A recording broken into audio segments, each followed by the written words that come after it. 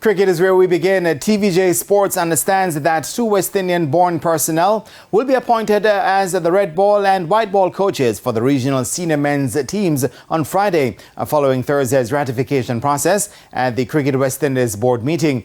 Jamaican Andre Kohli took charge of the team on an interim basis following the resignation of Phil Simmons in October 2022. Following the first-round exit of the team from the T20 World Cup in Australia. Cricket West Indies President Dr. Kishore Shallow, speaking to TVJ Sports on Wednesday, remained tight-lipped with the name of the candidates.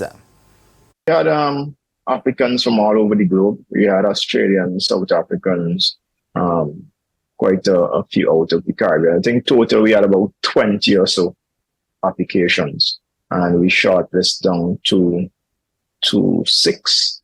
Across both formats. A couple of the coaches interviewed for both the red ball and the white ball. And yeah, we had some interesting candidates there from the West Indies.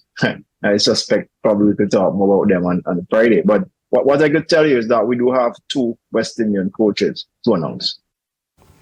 Meanwhile, Dr. Shallow was quick to reject claims that the regional team is not as attractive to coaches with the proliferation of T20 franchise leagues around the world. I'd say it's based on the interviews that we conducted over the last week, to be precise.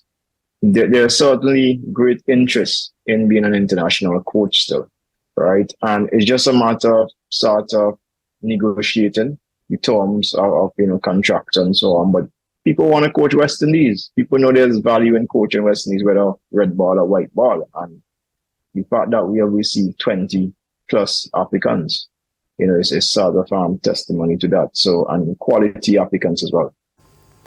TVJ Sports understands that former West Indies captain Darren Sammy and former head coach Otis Gibson applied for the posts.